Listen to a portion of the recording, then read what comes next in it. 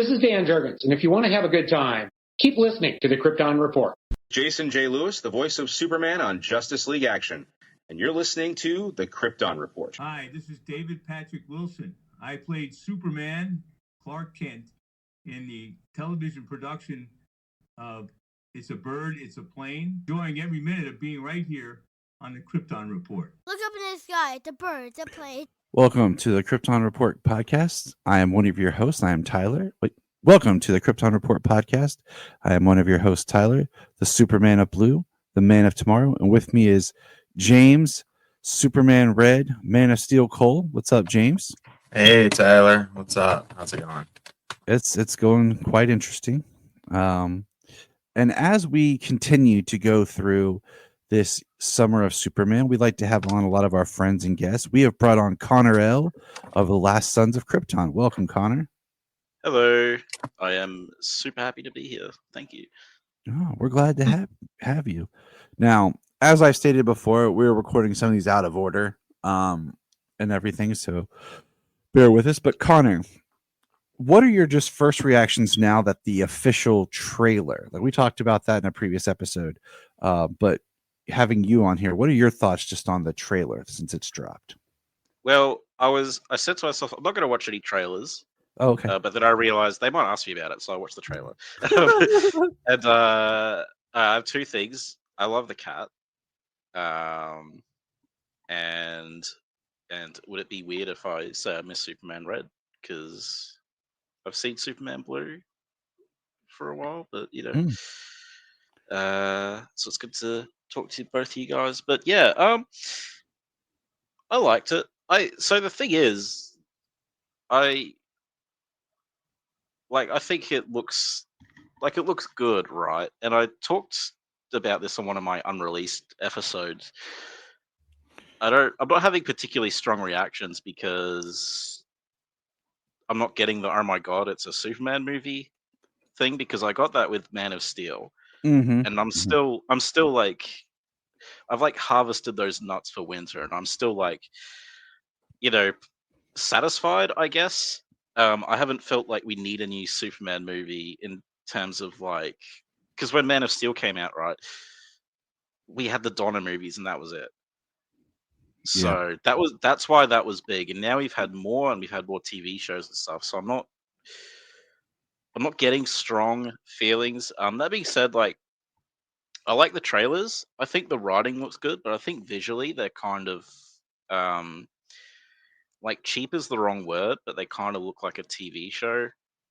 And I'm not that, like, the cinematography and stuff, I'm not really that impressed with.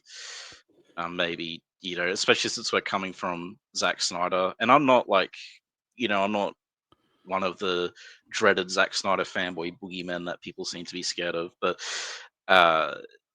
just, yeah, when you go from one thing that looks incredible to the next thing, which just kind of looks cheap. But that's just my thoughts. I think it looks like it'll be good. So that's the main thing. One, you're talking about, let's jump over. Zack Snyder's usual collaborator, Larry Fong, is an amazing cinematographer. He did BVS and he did Watchmen, amongst most all other Snyder things. I cannot remember off the top of my head the cinematographer who did Man of Steel, because it was a different one than Snyder usually works with. Interesting.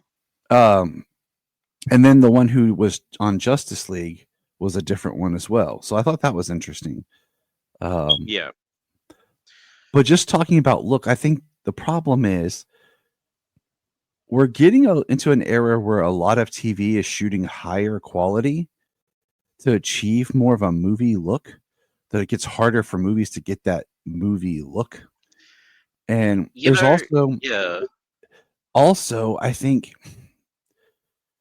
looking at it with my eyes, when I know that something's shot on the volume stages, right? I think because you got to shoot digitally different, that I think that sometimes the lighting and the colors and stuff like that, because you're on the volume, come out looking different. Than if you're shooting, because like, watch the trailer and you see the scene of Clark running through the crowd into the building when you know, hey, that's all shot outdoors on a real location. It has a different feel and color palette than certain other scenes. Some parts did look better than others. And you know, when you brought up like TV shows are shot to look like movies, that actually makes me realize, Superman and Lois, I think, looks better than this movie so far, just in terms of visual appeal and cinematography. I'm like, you know, Superman and Lois is a very good looking show. It is. Yeah, well, especially out of season 1. Yeah. Yeah, it was Amir Mokri who did Man of Steel, Larry Fong who did Batman vs Superman, and Fabian Wagner who did Justice League. Now, Fabian I knew of because he had done Game of Thrones, and the first guy, he did one of the Transformer movies, right? I think. I can see that actually. As much as I don't like the Transformer movies, I can actually see that the same cinematographer would be doing Man of Steel. I used to have a little bit more memorized. Bad Boys 2, National Treasure, Book of Secrets, Fast and Furious in 2009, Transformers Dark of the Moon. There it is. I knew it was one of them. Age of Extinction. He also shot Age of Extinction as well. So he shot 2 Transformer movies. The cinematographer who did Man of Steel. Yeah, interesting. And I don't think he's a bad cinematographer at all. I think, but his style was very different than what Larry Fong and Zack Snyder tend to do. Yeah, and Zack Snyder being his own DP. Yeah, even when Snyder's done his own stuff, which that's a whole nother conversation. But you know, I get what you're saying about the way this movie looks, and I mean, it looks like it's weird to say like it looks like a James Gunn film, because you know he's used the same basic production team for the last 3 movies or 4 movies. So it'd be Guardians 2, Guardians 3, The Suicide Squad, and now Superman. If I remember right, yeah, that sounds right. Like costumer, cinematographer. Mm-hmm. So it is kind of interesting. You cross over to this different universe, and people are like, "Oh, well, it looks like this, and it looks like that." Well, yeah, because it's Gunn's same team. You know, it's the same way that what do you call it? I cannot think. It's too early, people. I'm sorry. The same way that Watchmen's costuming looks and colors looks like BVS. Same costumer, same DP. You know, BVS did remind me of Watchmen, actually, because it's the same stuff. Yeah, production team. Once again, I think it's, to me, BVS. Like, I don't know, this is not strictly related, but BVS I think was the best looking out of the 3 movies for me. I think, because Watchmen looks really good too. So I will agree with that. There are certain things I really liked about Man of Steel style and everything. Oh, I liked all of them visually, but yeah. Like I mean, visually, it's tough for any director just about to match the same type of visuals that Zack Snyder has been known for. With the crews of people he's worked with the cinematographers, and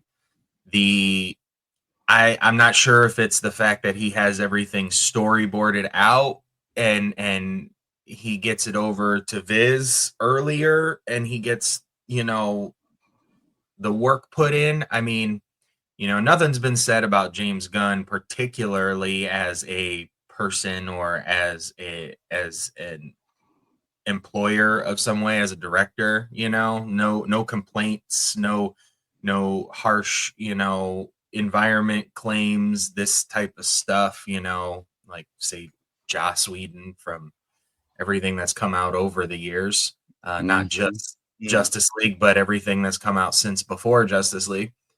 And same thing with Zack Snyder. You know what I mean? James Gunn calls any of his people to go to work, and they are like, hell yes. Zack Snyder calls any of his people to go to work for him, they're like, hell yes. You know? But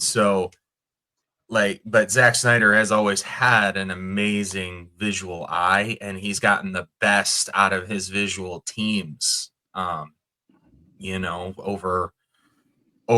most directors, even if they've got a massive studio like Marvel behind them. But just because the money is there doesn't mean that it's coming out great if you don't give them the time and you don't give them exactly what you want to see. So, I think when it comes to Zack Snyder, when it comes time to put people on camera, I think everything's pretty much like ready to go. Like, he's done his diligence beforehand. So, he knows what he wants to see, and everybody kind of envisions what he wants to see when it's already time. So, but this movie's had a good long while of filming and post-production at this point. The visuals, I mean, some of it but we're also talking about editing for a trailer. We're seeing 1.5 seconds of an image, a single frame of a shot with digital, stuff in the background. Oh, yeah. And we'll talk more about it as we get farther down the rabbit hole here. I will say, all my real thoughts on the movie are I'm not judging it too much until I've actually seen it in theaters, as it was meant to be seen. Oh no, I understand. I'm just comparatively, we're talking about it. I mean, anybody listening knows we just dropped an episode of our Superman rankings, and I mean, Death of Superman animated movie and Man of Steel are the best Superman movies almost across the board that we voted, but those are my favorites, and it's going to be hard pressed for Superman to break, the top two. Yeah. I think it'll be, what was mine? I guess number 3, I think was my prediction, but we'll revisit that after the movie comes out. I left it at 6. I said, let me see it before it breaks the top 5. Yeah, that was our predictive.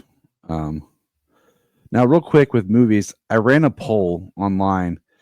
In Superman Returns, Jason's real dad should have been, okay? And the responses were 29% of people said Richard White and 71% said Clark Superman. And I'm like, dang.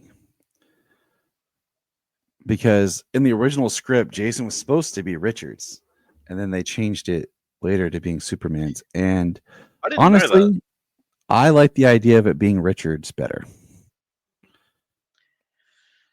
Yeah, I mean, I don't know. I guess I was gonna say that would fix a bit problem though. That to me, that whole movie is a big problem, But look, the nice thing I have to say about the movie is, hey, it looks great. It does. So that's all I can add, really. I said it's beautiful. I said it's a beautiful movie multiple times. Yeah. James and I revisited shortly ago, and we just talked about how there's parts in it that's oh, I like this, but this, why? Where was this coming from? And it's just easier to have it as, Brandon is his own separate Superman instead of trying to make him a Reeve analog. Maybe he did exactly what Reeve did before he left, but that's where their universes diverged. You know what I'm saying? Maybe he was almost exactly the same, but that's where their universes diverged. I look at Brandon as his own. But it's such a it's just such a weird decision they made to just try and cast lookalikes and make another Christopher Reeve movie. Like, that's a really odd thing to do instead of just making something new. Yeah, I thought so, even at the time. Yeah. Yeah, And it hasn't changed. should have done X-Men 3 instead. I will just say that. I think he should have too. I think he should have, and not that he's a great director, but let Brett Ratner had done it, because there was a great documentary I found online that really told that whole story, about all the stuff that happened behind the scenes between the Superman flyby into Superman Returns, that whole thing. But I think Singer should have finished his X-Men trilogy. And, in my opinion, anyone asks me, I've made my argument. We have it on recorded. Brandon and his own Superman, there's enough evidence to back me up that even though they quote unquote said they were trying to make a continuation of the Donner era, I've pointed out multiple things that contradicts that. So in my opinion, Brandon is his own, but is highly inspired to be like the Donner era Superman. And we'll leave it at that. So we have an interesting discussion we're about to pop out here. On this episode today, we are going to ask the question, what do we not want to see in Superman 2025? Now, I have 12 things jotted down for things that I don't want to see. And what we can talk about is I figure we can just start. Connor say something, James say something, I'll say something, and we'll just go until we're out of points. I don't have 12 points, but that's what I'm saying, just till we're out of points. And some of mine might just be like wrapped up in things too. So, all right, we'll start with Connor. What's one thing you don't want to see in this film? Well, my one will probably be quite a common one. Is I guess this is a specific thing, but I don't want to see Superman get put by the byline of whatever you call it, put by the wayside for other, DC characters. I guess what I'm trying to say is I don't want it to be overcrowded. I still want it to be Superman's movie. Okay. And I know they're trying to set up future DC stuff, but keep it Superman. Yeah. I completely agree with that. That was during our discussion on the trailer, we speculated that there's probably almost nothing third act, at least that we hope, with the amount of people and everything, and the amount of villains and stuff that he is apparently going to be going up against. Like, I think that there's still room for the full story that we haven't seen yet. Yeah, I've also heard it might just be like a few scenes in the trailer. Because I'm with you guys. Like, I don't want it to be just like, oh, Superman's the vehicle we're using to throw all this other stuff out there. I know James Gunn likes to do big what do you call it? Just ensemble films. So that was one of my biggest worries when he first announced it. But all right, James, we'll point to you. Well, it's almost on the ridiculous side, but just because we've only had Lex on big screen like this in a certain way, I do not want freaking Nicholas Hoult to say land. That's my number 12. I was like, I do not want a land scheme. Okay. Like that is my way. I don't see this version being that Lex at all. I don't want to hint at it. I don't want to joke at it. Like at this point, it was ridiculous in 2006. Okay. And at this point, it's kind of so played out. And they did it in the Krypton and Scooby-Doo 2 animated movie. Which Sayla and I just recently rewatched, because there's a line in it where Lex says, I even watched Superman the musical. And Sayla saw that. She came downstairs and was like, "Dad, Dad." He So- talked about the musical. Yeah, I don't want any reference to that. Like I said, it came out. They did it in Crypto 2 and Scooby-Doo in Crypto 2, and I rolled my eyes the instant Lex said his land scheme. I rolled my eyes, but then that was like instinct. That was involuntary. Mhm. Because I'm like, Yeah. what the hell? Like, but then it was a cartoon, and I was like, okay, this is the only time this works anymore. Yeah. So get rid of that shit. Lex right. has had so many cool plans and moments, and they've chosen the dumb one too many times. Like, oh, real estate. I'm gonna sink half the country so I can sell houses. Just like, Yeah. oh, anyway. You know, let me kill 3 billion people on this planet, and then, you know, sell all of this land to nobody. Yeah. Genius. Let me kill all these people. Okay. Did So artists come up with that plan? probably Maybe that's on my list. but then it's like, I'm pretty sure, hear me out here, the police could work backwards and figure out, oh, it must have been Lex Luthor who caused this destruction, because this was caused by bombs being shot into the fault line. This wasn't a naturally occurring thing. But we digress. Yeah. Okay. My next one. This is from Jania and I together. The death. Not even a hint. I don't want to see anything about the death in any form of Superman. Okay. Yeah. Like, I don't want anything that resembles anything of that storyline. I didn't even think of that, but you're totally right. Like, I don't want to see that. Done.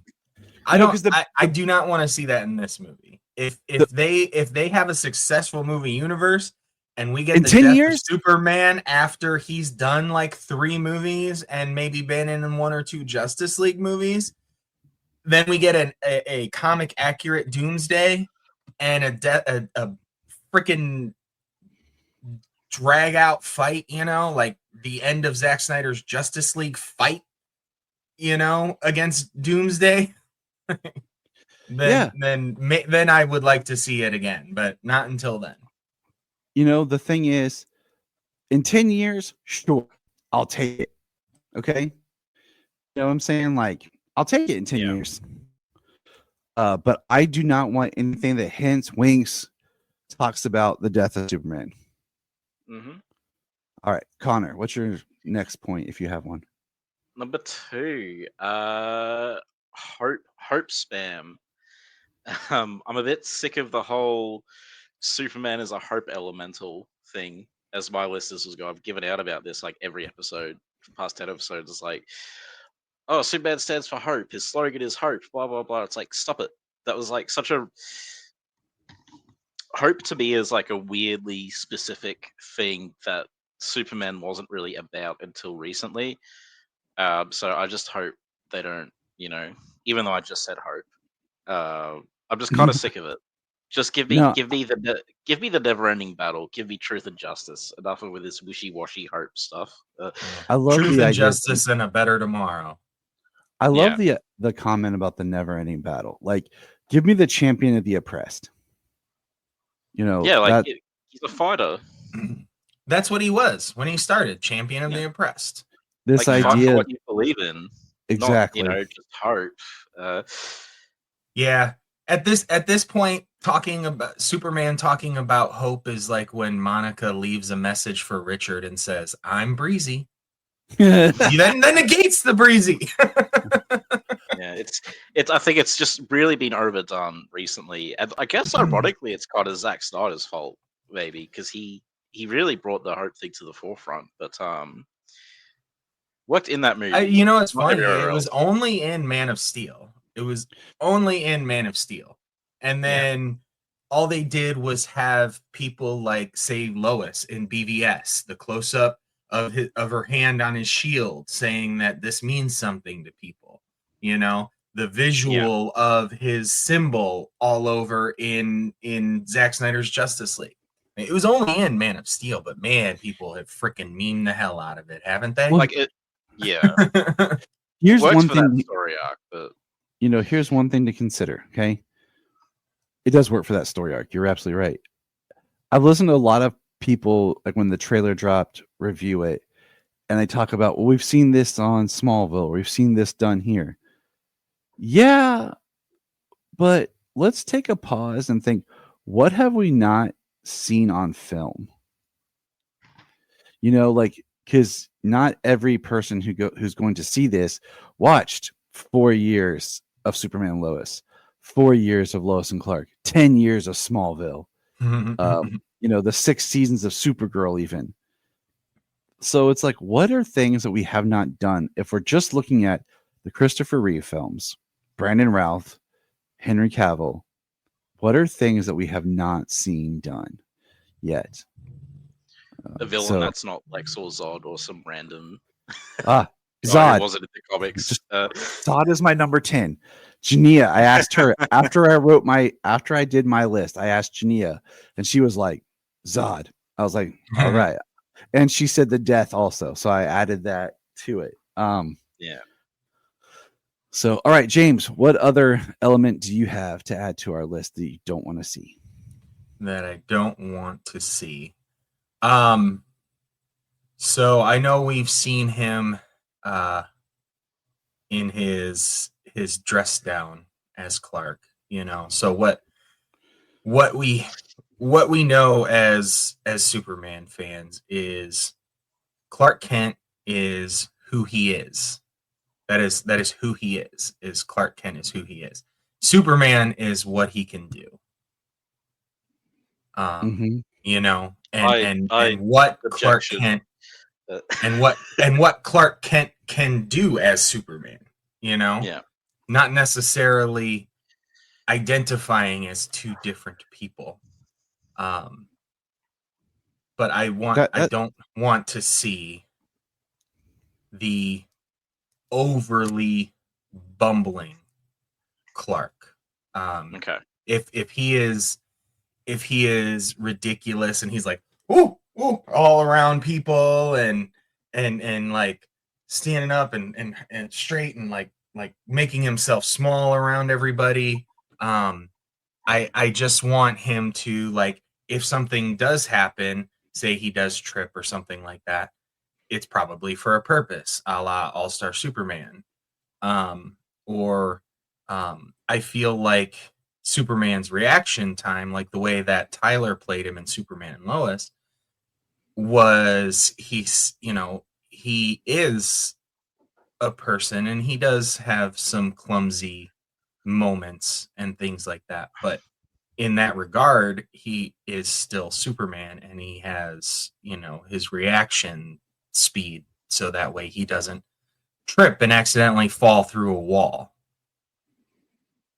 You know what I'm saying? Or trip and shoulder check somebody into, and like dislocate their arm. Okay, Connor, what were you saying? Oh no, I was just doing a minor.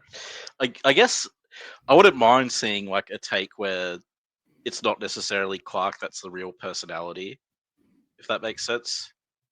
But I guess it entered my brain because I haven't uploaded it. We were talking about Absolute Superman on a podcast, and I was saying like there was a point where it was Superman who was the real person and not Clark. And I think it would be interesting. And there used to be like a debate around it, right? People would be like, is it Clark or is it Superman? And obviously, as James said, now we all know, well, for ages it's been Clark. He's a real person. But I think it would be interesting to see that debate kind of rise again. If we make it a bit more ambiguous sometimes. I get what you're saying. I think that's kind of how the Christopher Reeve was he was Superman, and then Clark was just kind of a persona. See, and that's the thing. But that's the thing I don't get, though, is even if he had powers growing up, they certainly weren't to the extent of what he is as he's an adult. And I it was would just make a lot of things happen, but he's still a child wanting to be a child. He grows up as Clark, you know. So who he is he is Clark Kent and he is Superman because he can do because that's who he is. That's how he grew up, is he has these abilities. He had to learn to live with those abilities. So he is Clark Kent and he is Superman. But in the world with everybody else, and just to exist, you know, because he is a man and not a god, he can't be everywhere at once. Clark Kent is kind of like it is his main personality, you know. I guess it depends. Yeah, I guess in my head I was thinking like, you know, obviously, you know, he has a core, right? He grew up and he is that person. But I was thinking in my head like, you know, both the perception like of Clark Kent and Superman are both disguises to an extent, and he doesn't really reveal his true self to a lot of people. Oh, see, now well, that I certainly see that. But see, I've always said that it's kind of like, but I would hate to be wearing a mask all of the time.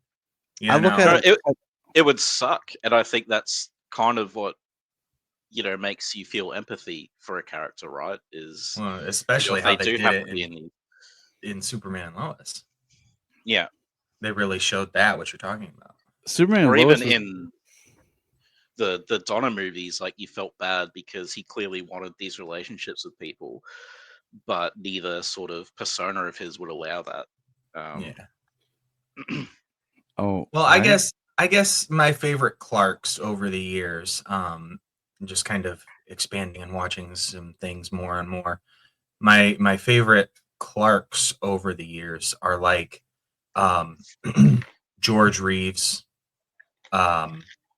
Dean Cain, Henry, and Tyler, because they're, now I get with Tyler, we get, you know, he's around his family the whole time, but the kind of the thing that runs through with all of those characters, those versions of Clark, is they care about, so as reporters, what they're doing in their reporting and things like that, and the actions that they take as Clark Kent, is they care about people. They care about the people that they're writing about, the things that are happening to people. Like that's, and you can see that and you can hear them talk about that. That is fully in your face, exactly like who they are, you know? Yeah. Like they care, and that's what they do. And they're using their pen. They're using that caring, and they're not shying away. That they're not shying away, kind of like how Christopher Reeve always seems to do when he, you know, because we get to see him as Clark Kent, but we never get to see him doing anything as a reporter as Clark Kent.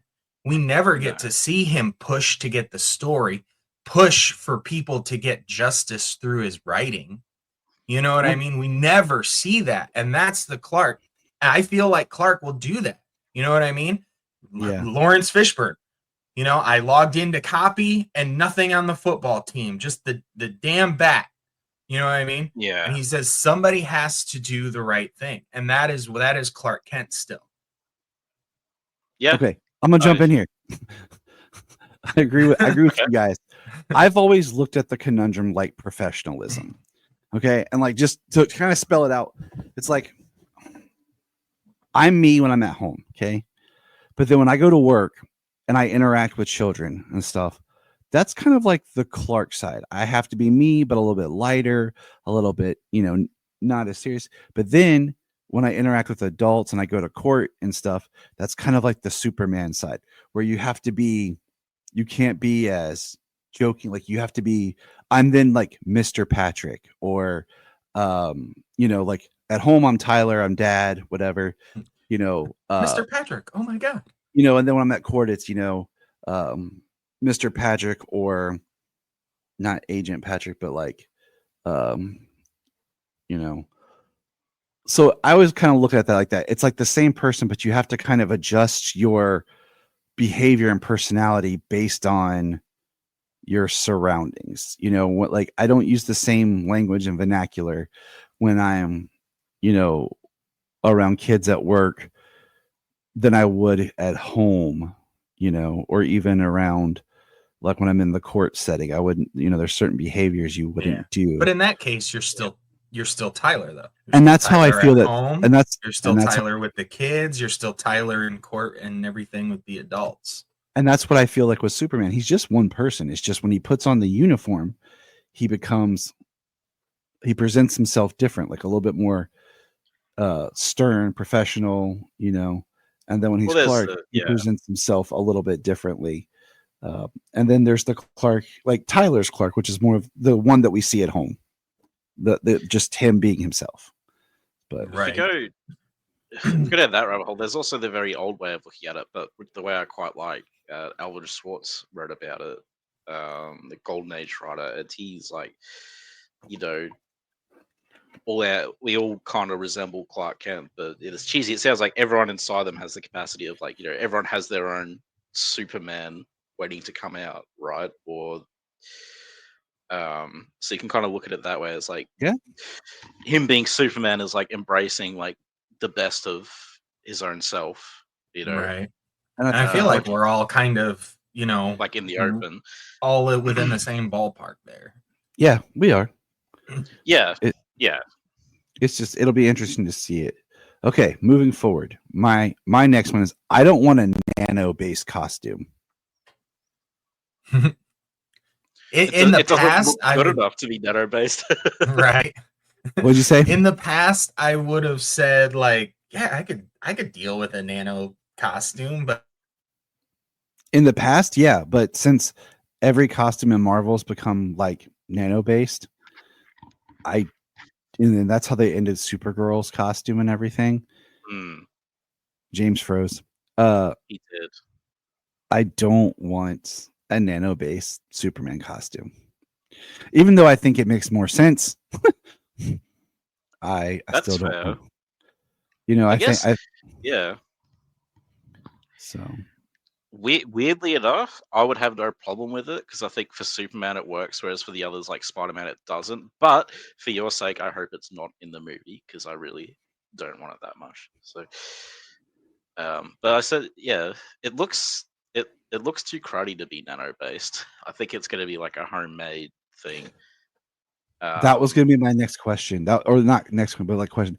Do we think that Martha made the suit in this universe? I'll say it's pretty likely. Going just by the vibe I've gotten from the movie and James Gunn, I'd say that's quite likely. So I started rewatching with my daughter. She actually wanted to. We started rewatching My Adventures with Superman. And I think like that's kind of been my favorite compromise on things is like the idea that Superman gets his suit from his Kryptonian, you know, parentage. But then Martha makes the trunks. That was good. I was like, you know what? That's pretty smart. I'm like that. That's a very wise, with this day and age of everyone fighting over the origin, like finding a way to like pull them together. Yeah. The suit came from Krypton, but Martha made the trunks to help break it up and give it, you know, the trunks and the belt. And I'm like, okay, I'll deal with that. Weirdly, it's something I'm not that fussed on. Like, as long as it looks good, I'm kind of fine with whatever backstory they come up for it, really. So, for all of our listeners who are wondering what happened to the great and powerful James Cole, he froze. He sent me a message. He is currently refreshing, and he popped in, and I will get him in just a moment. Great. All right, James. Sorry, we lost you, buddy. Yeah, I tried to refresh and it wouldn't. I had to close the page and reload the whole thing. All we were saying was, one, do you think Martha makes the suit in this universe? I kind of think she does, but I don't know how. But also, what we see with the fortress and everything there, maybe not. Okay. Yeah. Okay. You know, I mean, yeah. I almost wouldn't begrudge seeing a flashback with an old homemade costume, but also, I don't know, like, does he do stuff? My question kind of is, I don't know, maybe it's just my idea. Like, does he do stuff before he goes to the fortress? When does he learn that he's an alien? When does he learn about Krypton? I mean, I don't necessarily want to see all of this, but I definitely want to see get a sense of a timeline for him Okay. in the movie. I don't want to see an origin, but some sense of a timeline. We've already seen an origin, just things that I would like to see filled in. So I'm just gonna say with the idea of the fortress and a usable fortress and the idea of these robots and the things that the fortress can do, I'm gonna say no, that Martha didn't make it. Okay. Okay. All right. Connor, your turn. Next point. I just want to say briefly, I don't want to see an origin either, but I would like to see like the All-Star recap, or at least them to mention that his planet blew up. Because when they didn't mention Uncle Ben in that Spider-Man movie, because we all knew who Uncle Ben was, right? Like everyone knows Uncle Ben got shot, but then there was people, new fans coming in, they didn't know who Uncle Ben was. They didn't know that. Like my sister was one of them. She's like, "Who's Uncle Ben?" You know, like they didn't really know Spider-Man's origin. So I think, yeah, maybe it's underestimated just how. Because I guess we just got a lot of new people coming around, right? So I hope we get like a mention of Krypton exploding. Yeah, but, that is interesting though. Just to think about people who don't know Uncle Ben. We say we don't need to see Uncle Ben die, you know, because we've seen it, multiple times throughout the movies and cartoons over the years. Same thing with Batman. How many times have we seen the Waynes die? How many times have we seen Krypton explode? But I think it's also, like you said, there are people who have never seen that. So this would be their first Superman movie, or that was their first Spider-Man movie. And they don't know how influential the death of Ben was on Peter. Well, it's just like how they did the Wayne's death in the Batman. I think was perfect because, as much as you might say, I think there's a difference though, honestly, with the time of the life that all those things happen as to what they do. You know what I mean? Like Krypton exploding is the reason he's on Earth and he's able to become Superman. The Waynes being killed is the reason he goes down the path to become Batman. Peter's already Spider-Man. He's a little bit older. He's not Spider-Man, but he has his powers and he's doing things. And then Uncle Ben dies, and then he has to reevaluate. Kind of just interesting at how each one being such a defining origin story for each character, but it actually plays a pivotal role at a different point in their lives and how they evolve. Because Krypton exploding almost has nothing to do with him becoming Superman, except for the fact that he's on Earth. Yeah. Yeah, no, definitely. So, next thing. So, I don't want Pa Kent to give a speech like he's the wisest guru on Earth and solve all of Clark's inner conflict.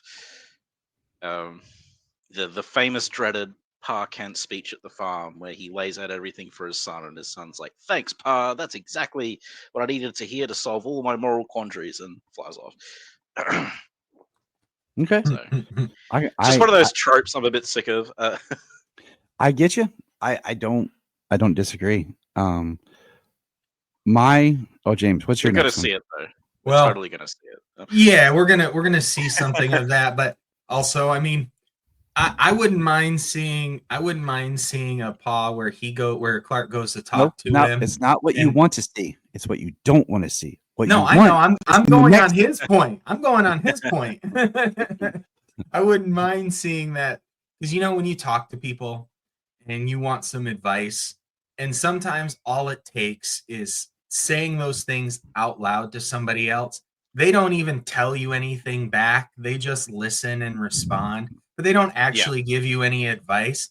I would love to see Clark talking to his dad and just saying these things out loud, and him not give him any real like advice, just like some sage stuff. But then Clark already fixed it just by talking it out, and he's ready to go. Yeah. But on the point of the Kents being, we saw them both. I don't want anyone to die. I don't want to see Martha or Jonathan die.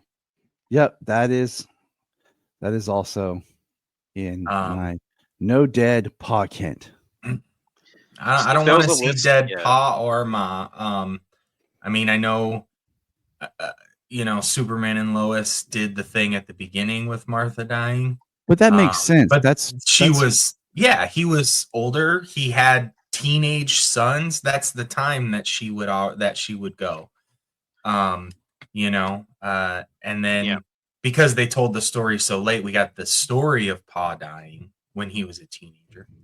But that show was designed to be farther along his journey. Exactly. So it impacts at different times. It fits in different pieces in different ways. I think it worked well there, but yeah, I don't want to see either one of them die in this movie. I'd do them up like Owen and Baru personally, but I respect your guys' wishes. So for the most part, when they die, and especially when they die in the first movie outright or the first episode, it's so the first episode was actually very different. But like when they die in the movie, it's like this young thing, this defining moment. Something that all these powers I have that I can't save, that I couldn't save them. Like I feel like there are easier ways to do the same thing, and it's nice to have the parents around. I don't like. I guess my problem isn't like the Kents being around per se. It's like I think Grant Morrison put it really well when you go through his stuff about Superman now that he was doing, and he was talking about post-crisis Superman, how he has like a really great cushy life. Like there's never any tragedy in his life. Like everyone's alive. He grows up. He gets married. And it's like tragedy is compelling and tragedy is important because it's cathartic and it helps us connect with characters and our own lives as well. So I'm not saying like, we should start killing characters off. That's something I kind of have in mind when I'm like, do we need, I don't know, does he need to have this like massive support network of friends and family? Like, can we get some conflict and tragedy, maybe? Because let's face it, tragedy is good, right? So there was two genres in the beginning. It was tragedy and it was comedy. That was it. So yeah, I understand that, and I guess when I look at the DC universe as a whole, I think just sometimes having Superman's be a little bit different is nice and refreshing compared to everyone always being dead. What do you think, James? He's can you hear me? Oh, you can still hear me? We can hear you. Your picture is frozen. All right, yeah, everything's frozen on my screen, but I can still hear you guys. So I don't know, maybe I'll just roll with this. But I don't know. I mean, I understand, comedy, tragedy. We are talking about a constant like the idea of the perpetual second act, a universe. On film, we have to have a progression of time. I mean, I wouldn't mind seeing him lose a parent or his parents moving forward, because that's part of life. But I like seeing them around. I like seeing them around and him having his parents to just go back to. I don't think that the parents need to be there for every time he has a problem.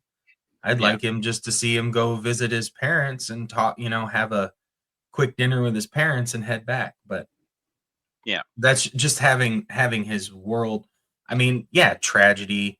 I don't think he needs all that tragedy. What he does, he's going to experience plenty of tragedy. Yeah, All right. I hope so. I hope there's conflict and stuff. Yeah, I'm definitely not saying we need to start killing everyone, and I don't necessarily want to see a drawn out scene of the Kent's death either, and that shaping him. Like, we don't need to go there again. Yeah, because because they shaped him. They shaped him before anything like that happened. Yeah. I don't want to see Krypton Huh. in this movie. I think it would be really neat if we just started and gave Superman on Earth, and then like the next one explore Krypton. So Because no scenes on there at all. correct. Because I feel like unless we did something like you said, the all-star kind of opening, with the 4 panels. Yeah. I could deal with that, but like I think because we get stuck where we open the film up with Krypton, we do this. Like I think it'd be neat if we talked about referencing Krypton, but then Krypton's something we explore in the sequel. And you just kind of leave it a little bit more mysterious, like it's mentioned because we have the fortress and everything, but we really wait to dive into Krypton later. I mean, the fact that we haven't got, any images of Krypton or talk of casting for Jor-El or Lara or anything. We're gonna get Henry Cavill as Jor-El. That'd be pretty neat.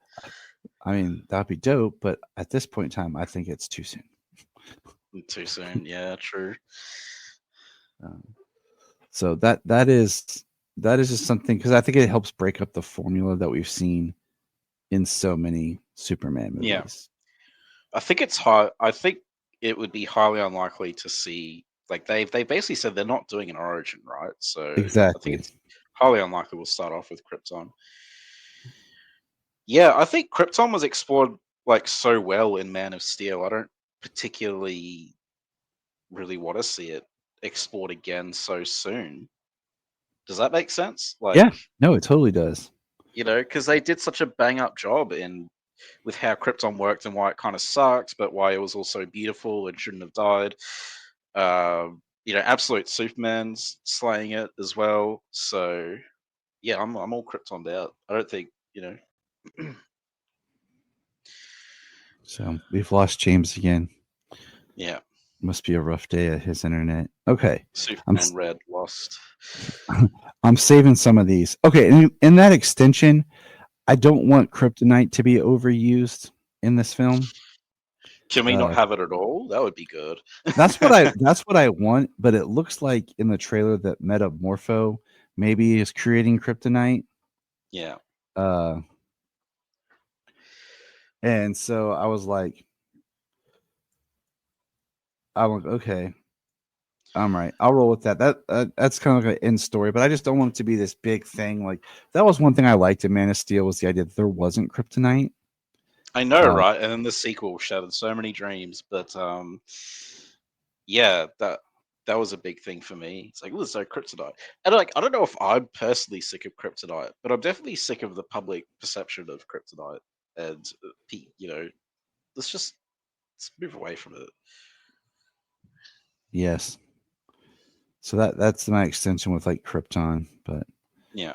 All right. Okay, he's coming back. He's coming back. All right, he's back. Yay. All right. What horrible tech crap this morning. What are something else that you have, Connor? What was my next one?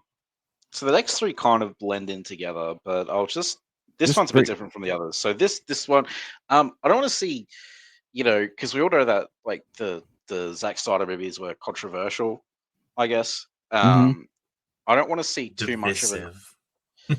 Yeah, I don't want to see too much of an overcorrection away from those. I don't want to go too far in the opposite direction. Okay. And I think that's like pretty self-explanatory, I guess. I don't really have anything to add beyond that. Yeah, in my opinion, I feel the same. Like it's like that's kind of on my list. I don't want it to be like way on the other side, like he's overcorrection. I mean, returns to Man of Steel to this, what I mean? Don't bounce so far. Clearly with the action and things like that, we definitely haven't bounced that far back. Yeah. Like they should focus on making their own thing and not reacting to the previous movies. I think that's the way to go. Okay. All right. I completely agree with that. And then you said you had the other two that kind of pulled in together. So I mean, I could just these are my last two, so I could just Okay. bang them out real quick now. I don't want to get Donna Superman again. I don't want to see Miss Tessmacher and Otis running around. Otis is specifically on my list because I loathe Otis. He's in the movie. Is he? That's Yeah. a shame. And so is Miss Tessmacher. That's a shame. I mean, are they at least like, How much are they in the movie? I don't know. Like Miss Tessmacher. Let's at the very least hope that they are along the lines of like our Supergirl Otis. Yes. Some sort of, person who works with Lex Luthor and does some dirty stuff. I don't see Lex being the person he is having a bumbling idiot as his like henchman. Yeah, he needs a professional. So, and then Miss Tessmacher in the trailer is the one that's taking the selfie while the battle's going on. Oh, outside the window. It's like real quick in the frame. She's got the tongue out with the selfie. Like that's Miss Tessmacher. Because Otis, like he tanked that movie for me. Otis and Lex tanked Superman the movie. They tainted it. Like there was the Otis and Superman and Lois, which was fine. He was still an idiot, but he was like, as you guys mentioned, a hitman. I don't want the bumbling sidekick Otis in I don't this. either. I don't want my villains to be comedic because then they're not scary or threatening. So, No, I agree. I completely just I like the idea that was it Supergirl did Otis as Otis Graves, where he was Mercy's brother, and I like that version. Okay. But I don't want the bumbling. Yeah, and he was also like a professional. He's like might have been a soldier or something, and or a hitman kind of thing. There's also like the Richard Donner worship. Like I think just hampers the Superman fandom a bit, and people are less willing to embrace new things because they're so attached to those movies. Maybe they haven't read many comics. I don't know, but like, if this movie could just be free of like a lot of that influence, it would be great. I grew up with those movies, and it was 2013. I was, damn near 30 years old when Man of Steel came out. Like, that's past the time of influential on the life. You know what I mean? Like that was like Tom Welling age, But Man of Steel is definitely my favorite. So, well, I mean, you go back with my whole life. You go back and we talked about this when we did our Superman the movie. This one is how much stuff that Donner put in his film that wasn't true to comics at the time, such as Pa Kent dying, Krypton and crystals, Smallville being in Kansas, and all that stuff became canon. Yeah, moving forward, it became into the comics and cemented those things in the mythology of Superman for a lot of people. So that's how important the film versions are, because that's what people then just go to. All right, James. Pa Kent's alive. What else? I just want to say that's part of my fear is like I'm worried this movie will be too successful and all my Superman comics are going to turn into like this movie. That's just a thought I'm throwing out there because it happened with Marvel. So I cut out a lot during the Krypton discussion. There is something I'm very interested in just because of what we see with this fortress and the robots and everything and the technology. Like they have the technology to to amplify those sun rays to, heal him faster in the fortress here on Earth. So the science, the technology, yeah, we got the crystals, but it is actually a usable, livable place as opposed to what we had seen in the past. What does Krypton look like? Is it this barren ice planet with all these crystals? So how do they function and sustain themselves? Or is it a planet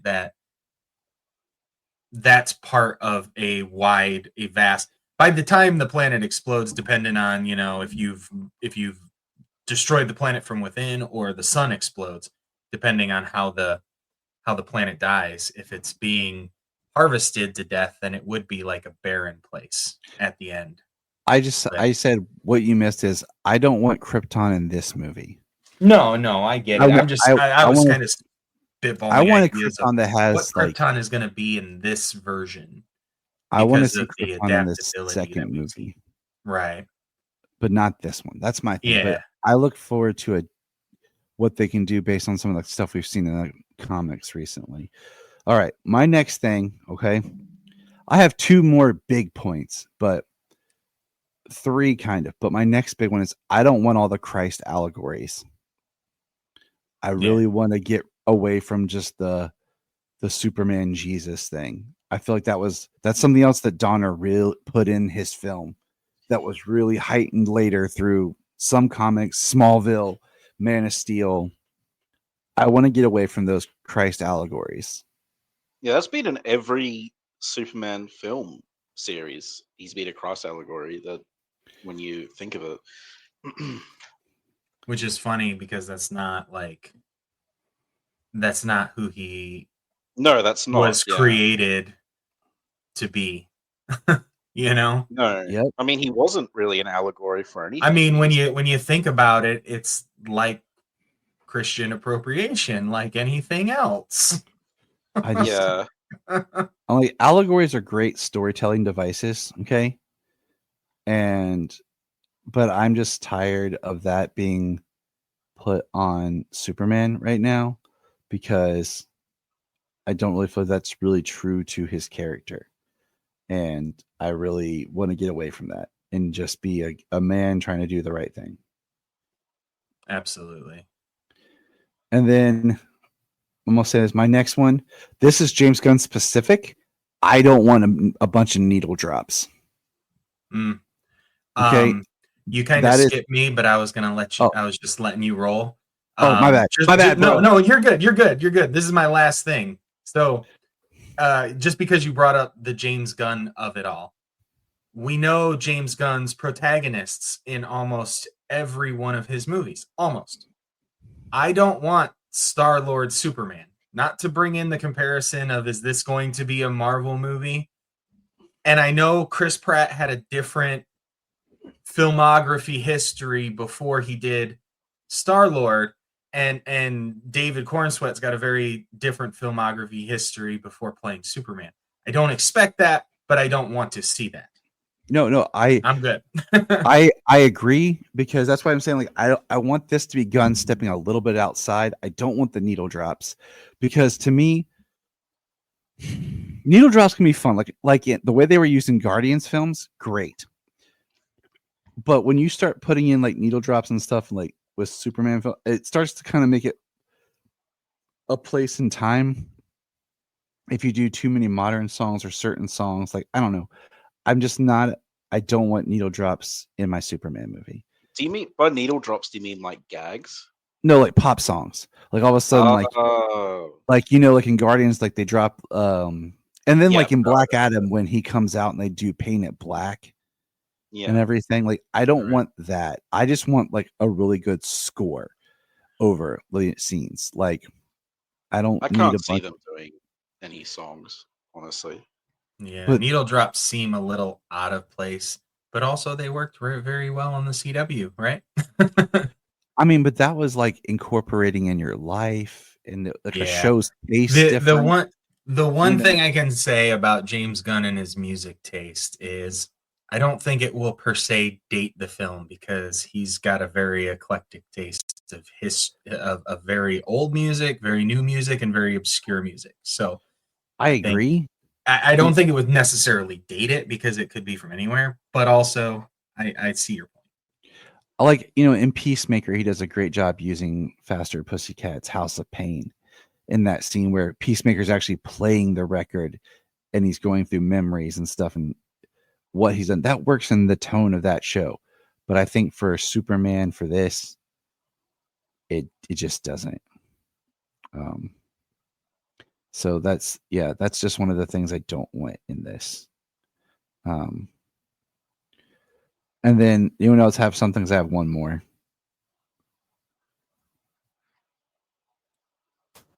No, that was my last one.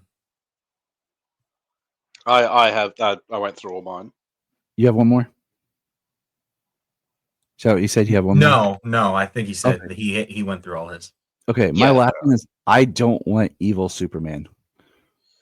Like, yeah, that's a big one. I just thought there was a given that we weren't going to get it, which is why I didn't put it on. But that would be number one on my list for sure. Like, I feel like it is. I mean, there's so much speculation of what the whole Ultraman thing is. If it's supposed to be actual Ultraman, I don't really think it will be, but I don't know. Gunn has a way of flipping the script on things, like using a character's name, but then kind of retooling and remaking them.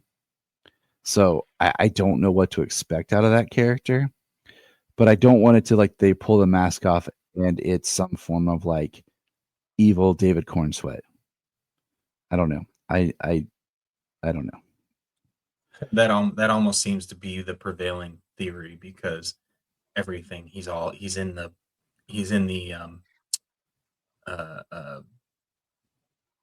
what's that character? Black Noir?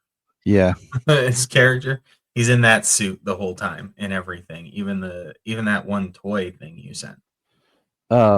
I like the fan theory that it's like a version of Parasite in like a containment suit. And that's why he has like powers, just because he's feeding off the energy of Superman himself. Ooh, that would be an awesome twist. So I'm just saying. And it would kind of lend itself to like a Secret Origins Parasite Lex Luthor creation. So, all right. So that's everything we don't want to see in Superman 2025. We'll have a list James and I will come up with and everything, and for the next time of what we do want to see. Now I pose a question to everybody. We're going to talk a little bit about, does Superman need a supporting cast? And we're going to get into this now. We're going to kind of break. Can I answer that right now? Yes. No. All right. See ya. I'm very outspoken on this issue, but let's continue. So let's look at just kind of the people that we get when he's in Smallville. Martha, Jonathan, Pete, and Lana. How important do you think those characters are? And does he need those characters after he moves forward as Superman? We'll start with Connor. No, I don't think he needs them at all. Like, and like when you say needs, I'm taking that like they need to be there. I'm just saying no, they don't.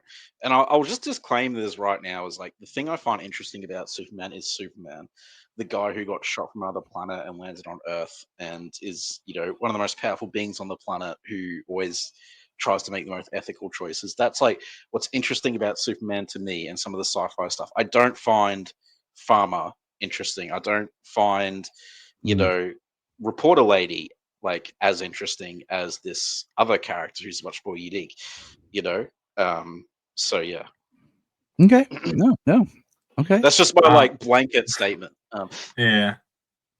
I mean, like need. So I don't think once he becomes Superman, he needs like. I think they're it's only if the story requires the need for Lana and Pete and whatever to be around from Smallville. Mm-hmm. But I certainly don't mind seeing that them come up and exist in his life as a reminder of who he is. you know, Yeah. showing how human he still is. His family and his friends, you know? Like we all have family and friends and we don't see everybody and talk to everybody every day, but we certainly like to hear from them when we do. You know, I look at it like I had really strong friendships growing up with people that made a big impact on me that were very important. But I don't even talk to them anymore. Yeah, I rarely talk to. There's really only one person that I still talk to from high school, and sometimes I only talk to that guy once a year. And it's like if one of them messaged me or something like that and was like, "Hey, um, can we talk or like want to hang out?" Okay, Right. you know what I'm saying? Like, I'm not gonna. Unless I get online and play some games with him, that would be the above the once a year kind of time that Yeah, I talk to him. You know what I mean? yeah. So I feel like I don't need like Pete coming up all the time or Lana. I think Lana's a character that's good for like a story where he goes back to Smallville and runs into her type thing, and it's just like, oh, how are you? Like, but I don't. Once we're out of Smallville, I don't feel the need. My biggest focus of this conversation, okay, is the Triangle Era introduced a lot of characters that thickened up the Daily Planet and just Superman's world overall. So I guess I'm going to start on the bottom, okay, with these characters. Ready? And we'll go through them. Dan Turpin, Maggie Sawyer, Professor Hamilton, and Bibbo. Where do we think and stand on them, Connor? Is the question like what's the question exactly? Is it Like, the same as before? yeah, like what do you think about these particular characters working in Superman's? Like, does he need these characters? Should they be around? Do they help? Oh look, they're all cool, right? Like I mean, like any ongoing story for 80 years, like having these characters pop in and out is like fine because you have like you want to explore like story arcs sometimes, right? But as for Mhm. like if he needs them, then like no, they're definitely not what I would consider essential. Um, like there's now and then, sure, are they like quintessential to the character for me? No, they're definitely not. Are they characters you enjoy? I actually do enjoy that group of characters. Um, you know, especially like there was that weird period where Bibbo was like kind of more mean than he wanted to be Lobo's friend after he saw Lobo beating up Superman just because he was stronger. So there's like lots of cool stuff there in that early Metropolis world building. So yeah, I enjoy them. Okay, James, your thought on that cluster? I mean, I enjoy them as characters, and I think if it comes down to the movie, if there's a scene where they're out and about or they go out and grab some food or something, I mean, does it need to be Big Belly Burger? No. Can they stop at Bibbo's Ace of Spades or whatever? Sure, absolutely. And Bibbo's there. Or if Superman interacts with the police and the police who show up, are say just somewhat friendly, less like starstruck because they've seen him more than once, and it's Maggie Sawyer and Dan Turpin making an arrest or something.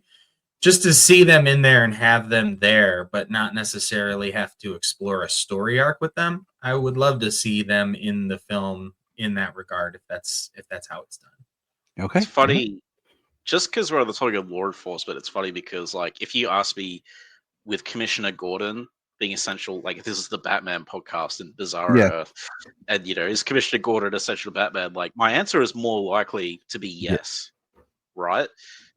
And for Superman, I just don't think. Yeah, it doesn't seem to matter as much, that aspect of it. Anyway, okay. No, you're so next because we know we're getting them in the film. Your thoughts on just the Daily Planet staff of Lombard, Cat Grant, and Ron Troop, Connor. they're fine. Like it's since he works there, it's cool to flesh out his workplace a little bit. Like there's the guy at work that you don't get along with and stuff like that. Do you need them? No, but again, like I enjoy them, and it makes sense that you have like consistent people at his place of work to see him sort of interact within his civilian life. Yeah. Okay. James, Okay. your thoughts? I mean, we know they're in the movie. We know that they exist. Like when it comes to Ron Troop, I know that he was married to Lucy and was having a baby with Lucy at some point in the comics back in the 90s. Mhm. And then that's about it, And then We're gonna talk about Cat Adam. Grant, we got Adam, Yeah.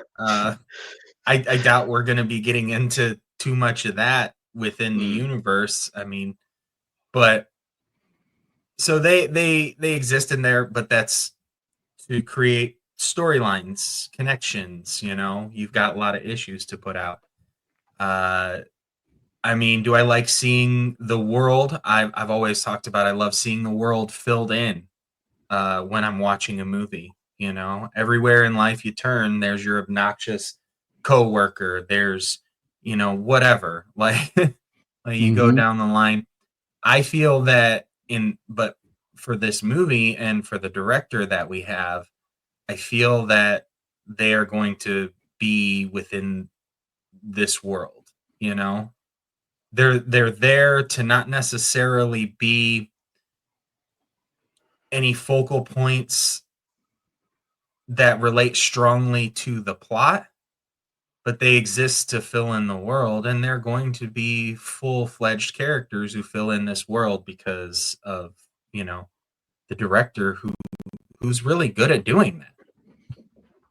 So that's kind of how I feel along the lines of almost all of these characters when it comes down to it, especially this bottom tier worth of What characters, the what police and Bibbo, and then your what supporters at the Daily Planet. what I like with these characters in here is the introduction. You have them around. So, like, let's say the sequel, okay, comes out, and the sequel is Toyman, and you do like the Adam storyline, okay, somewhat. You're not introducing Kat in a second movie to make her prominent in the second movie. You've already built like she's part of the world, so there's a natural Yeah. progression. You know what I'm saying? That she would appear in the sequel and that a storyline would revolve around her character. Because I always hate when this character's like never been around or never mentioned, but then all of a sudden they're in the next one. This character is extremely important about the history of this character, like the Amazing Spider-Man. How hard would it have been in that first film to have a scene where Peter's at home or at Uncle Ben's right after the funeral or whatever, his phone rings, you look at the phone, it says Harry Osborn, and he just hits decline. Yeah, we And could talk just about that tiny of a scene would make the introduction of Harry Osborn and the Amazing Spider-Man 2 better digested, because you have at least a reference to him in the first movie, and you see that Harry reached out to Peter at the death of Uncle Ben. Just little things like that just help that when you come around with a sequel, you don't feel that it's just being forced. Okay. Right. And just along that regard, when it comes to movies and TVs, I mean, superhero movies, we kind of expect that. And you almost think going in that they would expect that too, to have multiple films down the line. But also when we talk about movies and everything, they make it as if it's the only one. Do they want a sequel? Probably, sure. And do some people bait for that? Yeah. But, most of the time when people, that's kind of I think goes along with the discussion me, you, and Levi were having the other day about films and the strict structure that people expect from films and needing to have a beginning, a middle, and an end and a resolution. Yeah. Yeah. Where I mean, I anything agree that they with see, you. something that they connect with in the movie, if it's not resolved, they get upset about it. Yeah. Yeah. Well, I mean, That's I a agree. limiting factor in storytelling, in my opinion. Sometimes things end up unresolved. Yeah. all right. The big three. Actually, we'll go with the big two. We'll go two, and then Jimmy Olsen and Perry White. how do you the importance of them in Superman's world, in the story, and just what you want to see in these characters in the movie?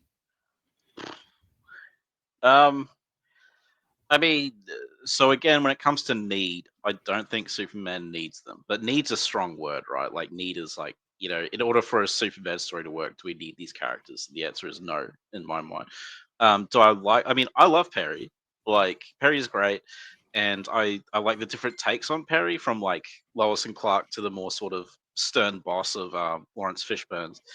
Um, and I think he's like, arguably more important than the other staff members because he's the boss that you interact with.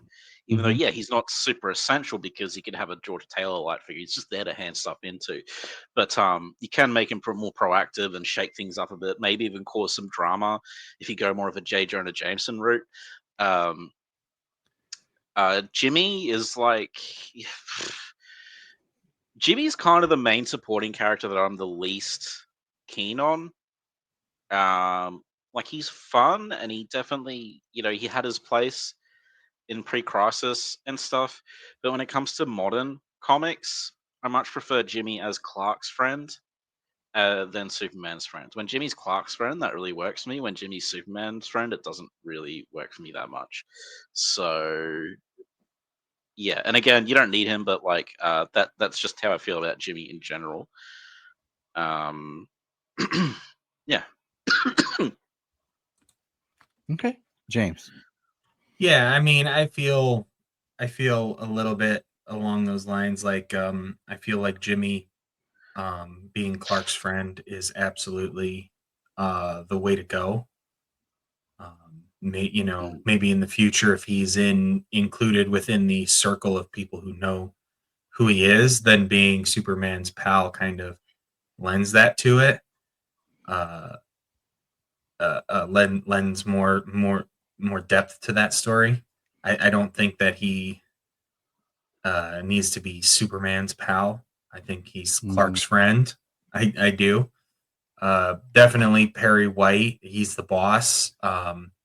When I think of Superman, I think of Clark Kent and the Daily Planet and being a reporter.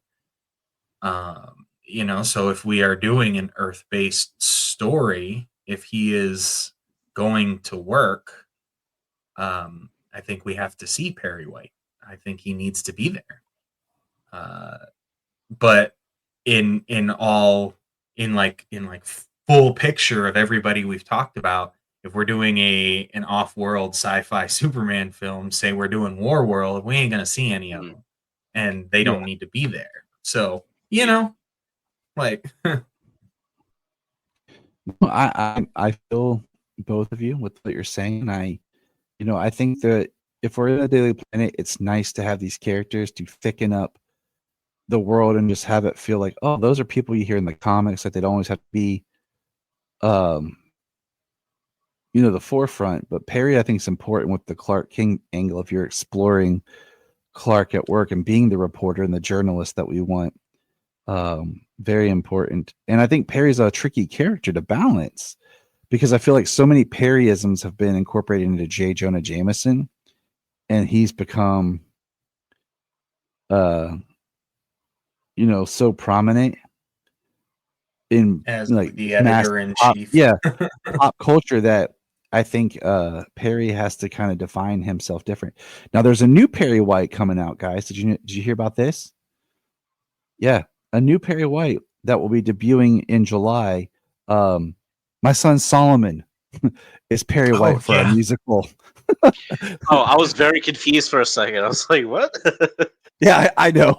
I was doing it on purpose, but yeah, Solomon Yeah, was cast as Perry White. He's got a small role in the musical, but I just thought having my 10-year-old son as yeah, the adult Perry White, looking at these adults would be hilarious. yeah. So him and I are doing some research right now on Perry uh, to help him Cool. with his few lines and everything. But yeah, new Perry on the scene. All right, the last one. The last one is Lois. Just comments, Connor. Lois thoughts. All right. So, Adam talking Superman. and I on opposite pages on this issue. I say you don't need Lois Lane, and that's definitely an unpopular opinion among Superman fans. But you don't need her. Sometimes I like her. Sometimes I find her highly irritating. It's a very mixed relationship I have with her at the moment. Sometimes I feel like she's around too much. I mean, it's obvious she's going to be in this movie, and that's fine. I don't think you need her, but like, I think ultimately you could pick Superman up, you can throw him somewhere, and wherever he lands, that'll still be a great story because it's Superman. Like, you don't need a supporting cast for that because he's just such a great character, and he's so you can put him in like so many different situations. You can hurl him into outer space, a different country, under the earth, and you know it's going to be great. So yeah, and I do miss the dynamic as well. If we're talking about Lois Lane actually being around, I do miss the dynamic of when they're like not married or maybe not even necessarily together, which we got like a brief return to in New 52. But outside of that, it's just been consistently they're married for the past coming up to 40, almost going to be 40 years soon. So I hope in the new movie that they're not, you know, married. I'm sure they'll probably be together, but yeah. I like the idea of them just kind of dating or being together in some like new kind of like almost awkward relationship where she's still wrestling with he's Superman and Clark, but yeah, I don't want them married just yet, but I want them together.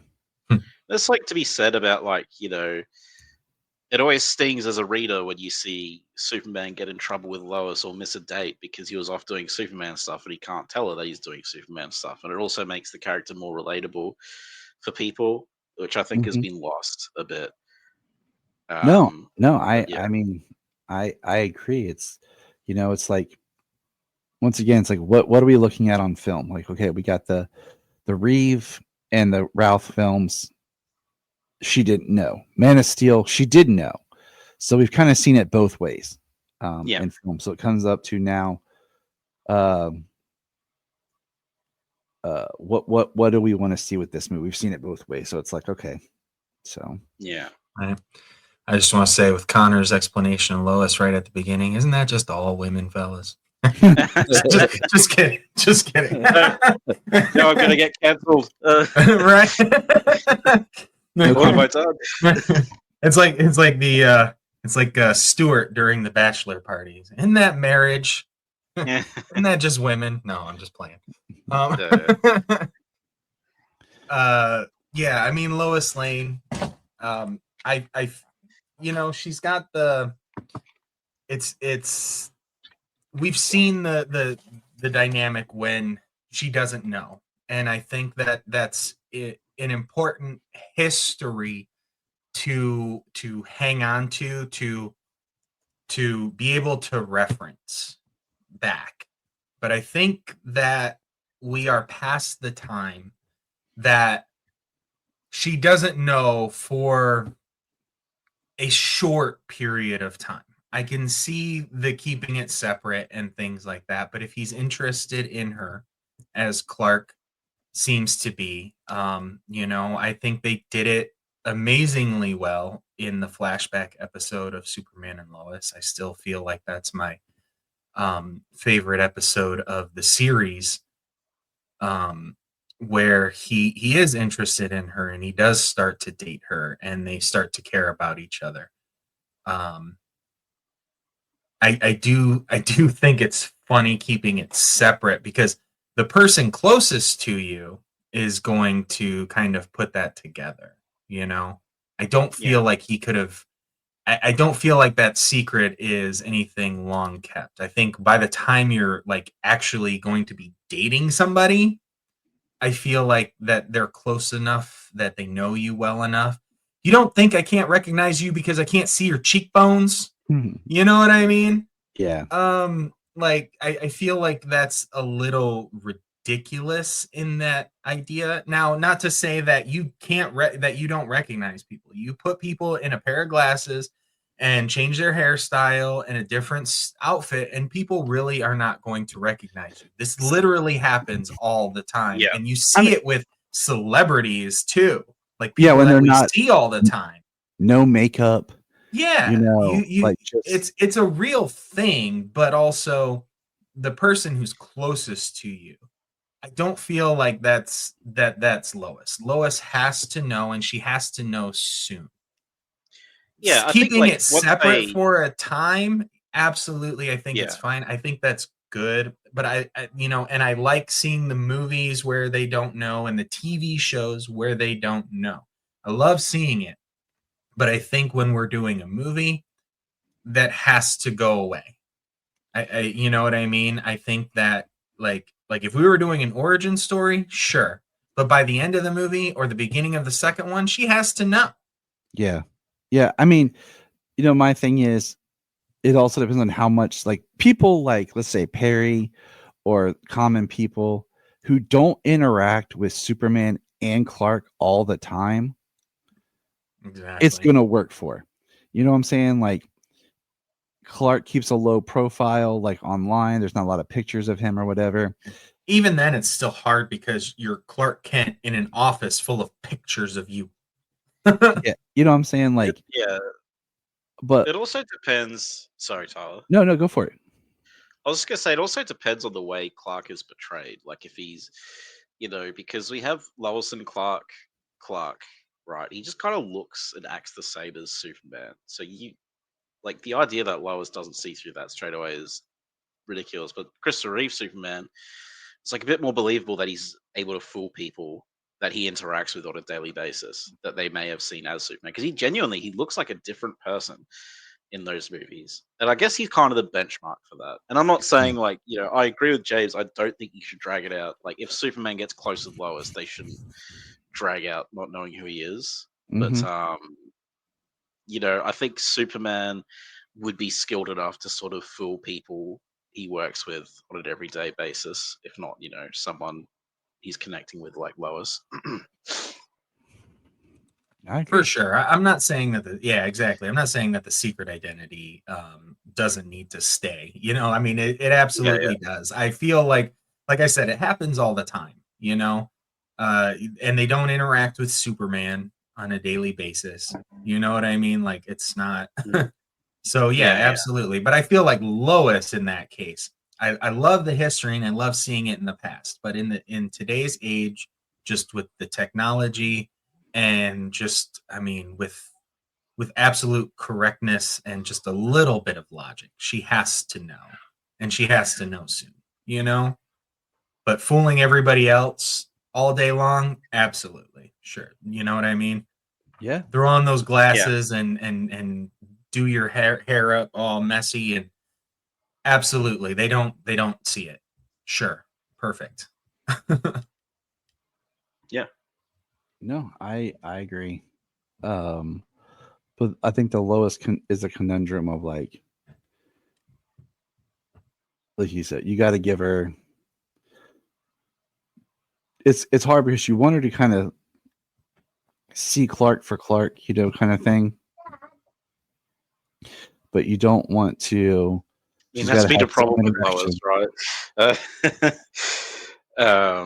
You don't want her to have too much interaction with Superman because then, like, she'll figure it out fast. But it's I guess this is we're gonna see this in the movie, but I forgot to put this on my list of things I don't want to see. I don't want to see a romance.